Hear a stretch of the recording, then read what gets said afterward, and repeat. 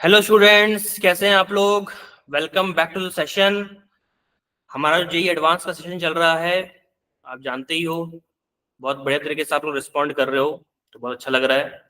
Paper भी बहुत मज़ेदार है, क्वेश्चंस बहुत ही मज़ेदार हैं, करने में मज़ा आ रहा है।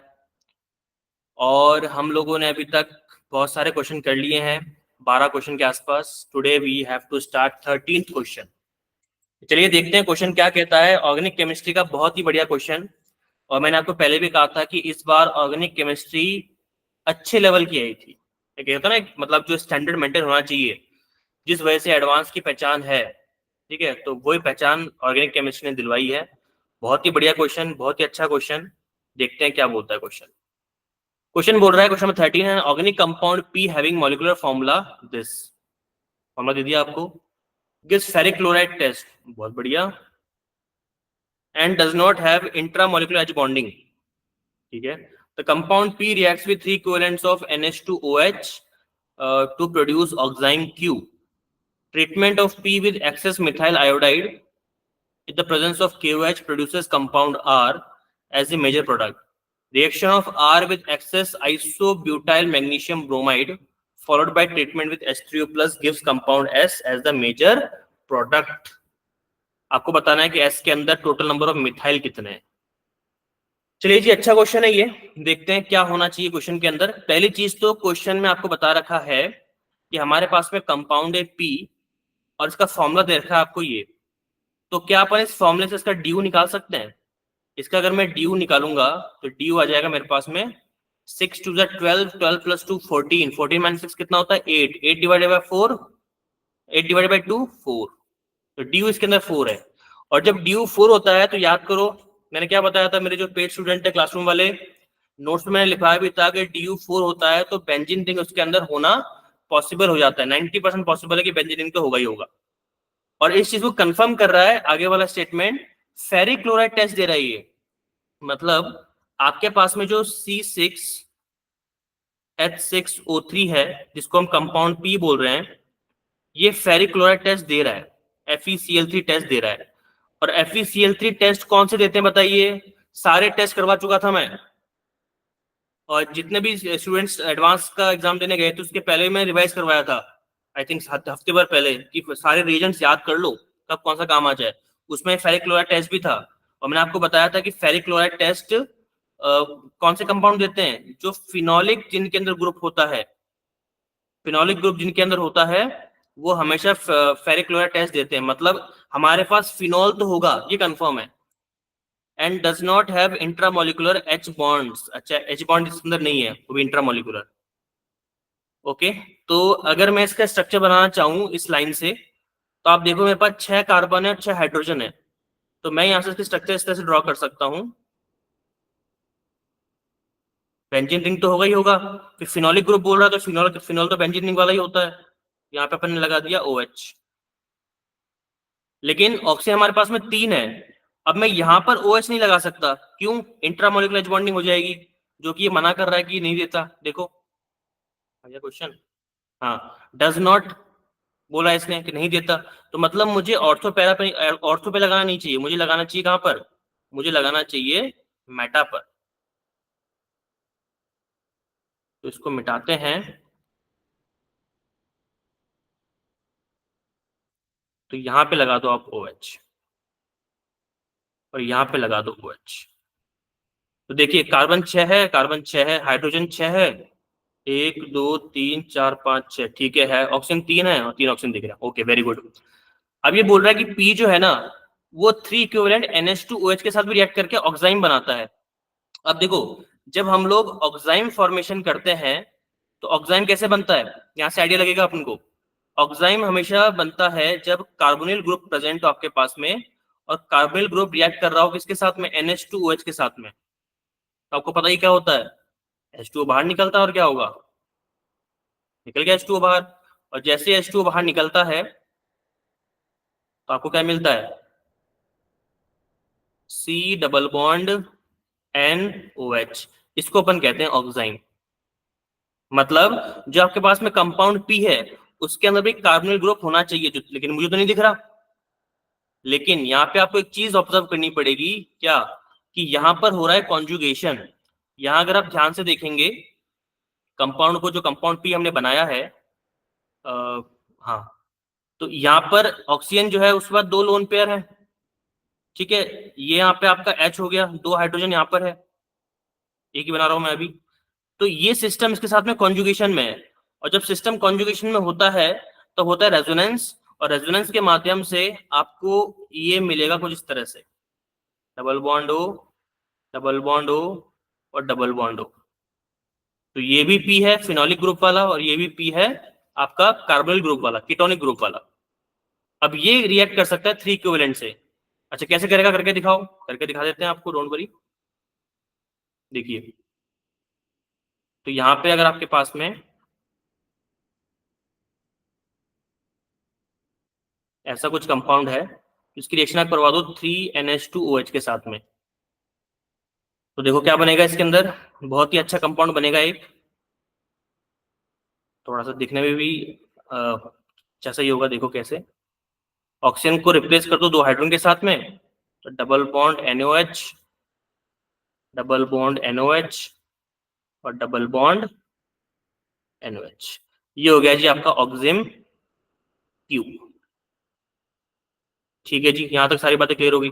मतलब ये बात तो कंफर्म है कि पी जो है इन दोनों में से कोई एक होगा, और मोस्ट प्रोबेबली आपका ये वाला अपन यूज करेंगे यहाँ पर, क्योंकि ये मोस्ट स्टेबल है और रिएक्टिव भी है।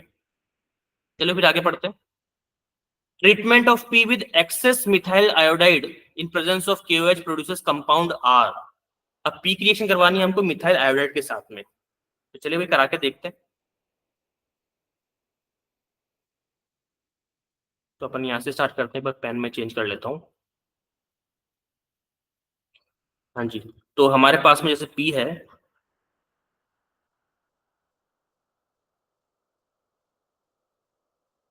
तो देखिए यहाँ पर H है और यहाँ पर H है। अब आपने इसके अंदर रिएक्शन करवाई है मिथाइल आयोडाइड के साथ में in the presence of KOH। तो पहली बात तो OH जो है ना, वो एसिडिक हाइड्रोजन को बाहर निकाल देगा। तो क्या मिला आपको, H2O मिल गया इस तरह से। और जैसे ही H2O बाहर निकला तो यहाँ पर क्या आ गया, चार्ज नेगेटिव। एक सेकेंड, इसको आप इस तरह से बना सकते हो, double bond O, double bond O, double bond O, और यहाँ पे एक H है ही, 2 H होते हैं, और ये पे आ गया नेगेटिव चार्ज। और यही नेगेटिव क्या करेगा, ये नेगेटिव मिथाइल आयोडाइड के मिथाइल को इलेक्ट्रॉन दे देगा और आई बाहर निकल जाएगा इस तरह से। तो मतलब कंपाउंड क्या मिला आपको फर्स्ट स्टेप के अंदर, ये फर्स्ट स्टेप है, फर्स्ट स्टेप के अंदर आपको कंपाउंड मिला इस तरह से, यहाँ पे H और यहाँ पे CH3। ठीक है, this is the first step. अब देखिए ये जो कार्बन है यहाँ पे, जब एक बार रिएक्शन होगी तो एक H हटेगा और एक CH3 जुड़ेगा। अब हमारे पास तो मिथाइल आयोडाइड एक्सेस के अंदर है कि नहीं। तो अगर मिथाइल आयोडाइड एक्सेस के अंदर है तो यहाँ पर मैं इस प्रोसेस को कितनी बार कर सकता हूँ, 2 बार और कर सकता हूँ। एक बार किया तो एक H हटा, एक CH3 आ गया, तो मैं इसको 2 बार अगर और परफॉर्म करता हूँ सेम प्रोसेस को, जिसके अंदर मैं फर्स्ट टाइम में क्या डालूंगा, KOH, जिससे कि H निकल जाएगा, और सेकंड टाइम में क्या डालूंगा मैं, बताइए, जो आपके पास में मिथाइल आयोडाइड है वो। ठीक है, एक्सेस क्वांटिटी में ही, तो कोई दिक्कत है नहीं। तो एक बार करने से एक H हटा और एक CH3 जुड़ा, तो 2 बार और करने से मुझे क्या मिलेगा जी, देखो ध्यान से, बहुत ही अच्छा कंपाउंड मिलेगा, मजा आ जाएगा आपको देख के। तो डबल बॉन्ड O को वैसे रहने दो, तीनों के तीनों, और एक H, एक CH3, एक H, फिर एक CH3, 2 बार कर रहे हैं ना, तो दूसरी बार हो गया, और तीसरी बार करेंगे तो यहाँ पे आ जाएगा एक H और एक CH3। क्या रिएक्शन स्टॉप हो जाएगी, नहीं, हमारे पास CH3 एक्सेस में है, और हमारे पास हाइड्रोजन भी तो है, देखो एक हाइड्रोजन ये रहा, एक हाइड्रोजन ये रहा, और एक हाइड्रोजन ये रहा। तो क्या 3 बार और हो सकता है, मतलब बिल्कुल 3 बार इसको और परफॉर्म करवाओ, KOH डालोगे और साथ में CH3I। बहुत ही सिंपल रिएक्शन है, बहुत ही सिंपल, सब्स्टिट्यूशन का सब्स्टिट्यूशन रिएक्शन ही मैंने पढ़ाया था, सारे एग्जांपल दिए थे, याद हो तो हमको मिल जाएगा हमारा फाइनल प्रोडक्ट कुछ इस तरह से, CH3, CH3, यहाँ पे लगा दो double bond O, double bond O, इनको नहीं हटाना है, इनमें किसी भी तरह का चेंज नहीं करना है। तो CH3 यहाँ पे आ गया जी CH3 और यहाँ पे भी आ गया CH3। ये मिल गया कंपाउंड आपको। This is compound R। Okay जी, ठीक है, बहुत बढ़िया। जब कंपाउंड R मिला तो major product the reaction of R। अब रिएक्शन ऑफ R करवानी है आपको excess of isobutyl magnesium bromide के साथ में, फॉलोड बाय H3O+। अब ये तो बहुत ही स्टेरिकली हिंडर्ड हो गया यार। R की रिएक्शन अगर हम आइसोब्यूटाइल मैग्नीशियम ब्रोमाइड से करवाते हैं, मतलब आइसोब्यूटाइल मैग्नीशियम ब्रोमाइड, ग्रिग्नार्ड की बात चल रही है यहाँ पे, ऑब्वियस सी बात है। तो आइसोब्यूटाइल ब्रोमाइड किस तरह से होगा?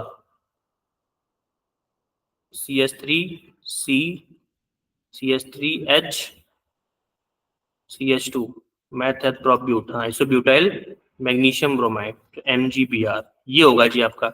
अब इसकी रिएक्शन जब अपन करवाएंगे तो ऑब्वियस सी बात है किसमें टूटेगा, ये टूट जाएगा। मैं पूरा नहीं लिख रहा हूँ, यहाँ पे माइनस आ गया और ये आपका MgBr+ अलग हो गया। ठीक है, अगर ऐसा हुआ तो ये माइनस वाला अटैक कहाँ करेगा?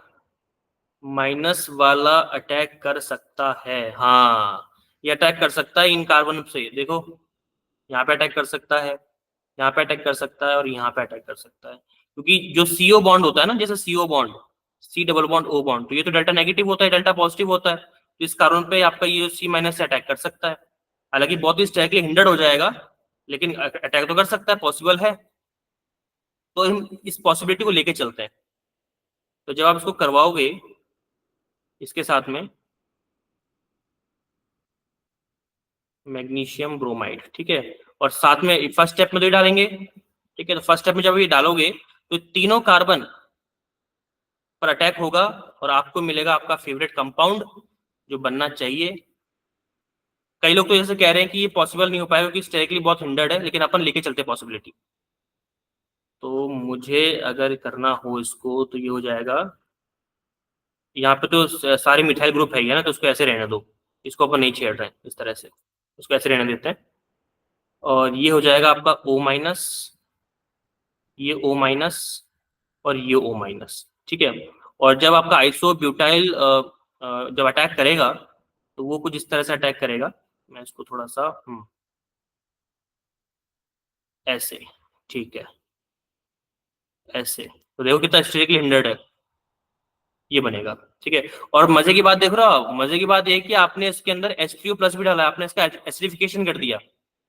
देखो लिखा हुआ भी है, अगर मैं आपको बताऊं, magnesium followed by treatment with H3O+। तो मतलब क्या करना चाहते हैं यहाँ पे, O पे जो H+ आया है उसको बनाना चाहते हैं OH, तो बना देते हैं भाई हम भी, हम कम है क्या, रिएक्शन करवाने में तो हमारी महारत ही है।